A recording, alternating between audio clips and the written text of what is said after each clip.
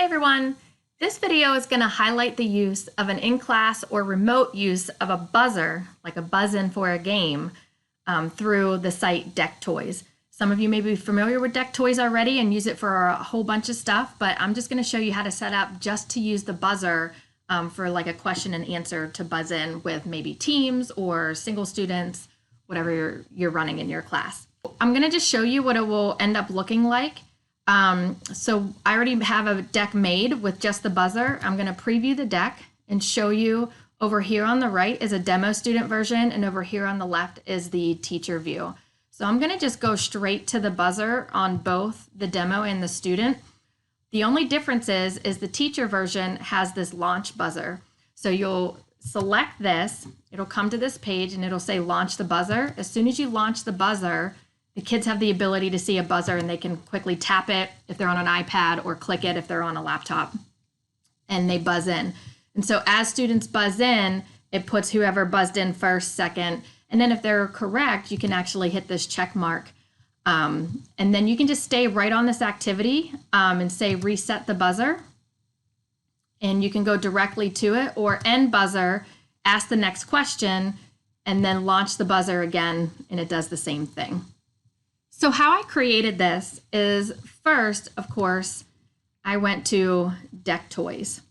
So I've already signed up. You can sign up with Google, so you have a free teacher sign up. So I'm just going to go ahead and log in. I'm going to sign in with Google.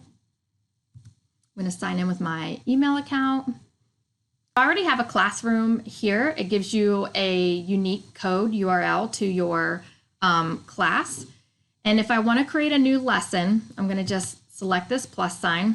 I can name it, so I can just name it buzzer. I already had one named buzzer too. So I'm going to call this buzzer. It'll take me directly in here and it'll ask me what I want to do, but I want to go ahead and customize the activity since I only want one.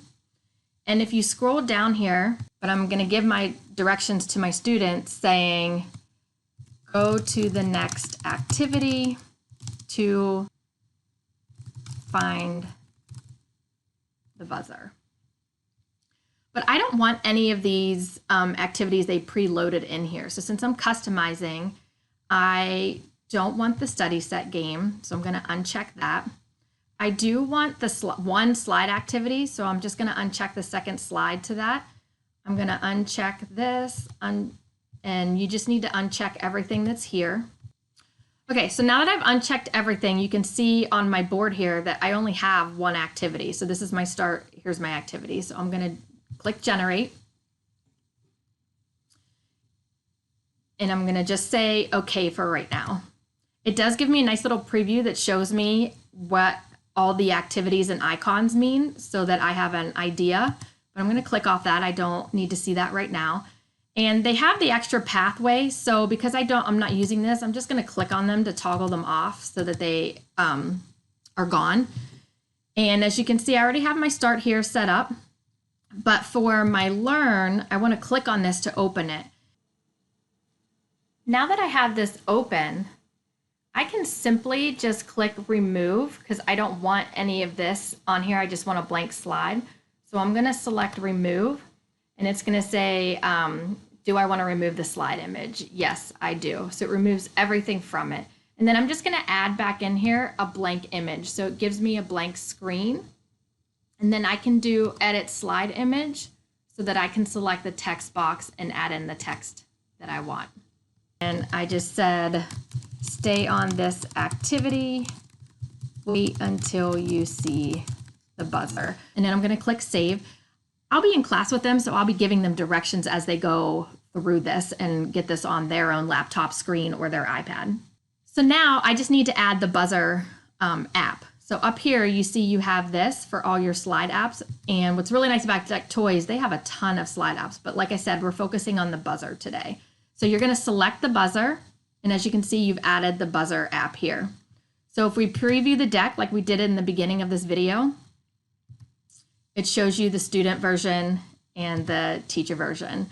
So if I want to launch this buzzer, that's all it will do. Okay, so I'm going to close this preview. And then I'm going to go back to my dashboard. The buzzer one is the one I want to send out to students. So I'm gonna click the drop down next to Edit Deck, and I'm gonna assign, I don't want it in my test class, I want it in my practice class. So I'm gonna say continue. So I'm gonna make sure I have it assigned to the correct class, Cotton Practice. And I'm gonna send this link out to my students. So if we're remote, I'll put it in the chat box maybe. If we're in class, they can scan a QR code, or I'll send it to them through my LMS. And so right now I'm gonna copy this and I'm going to paste this into a browser.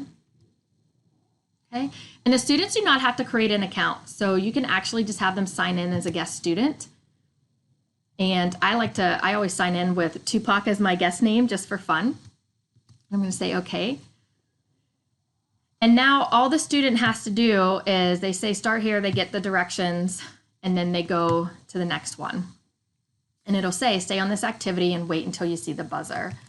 So let me put that over here. And on the teacher side, what the teacher will do is click on Teacher View, and it launches their classroom pad. And then the teacher will just click on the slide activity with the buzzer on it. And as soon as they click the buzzer,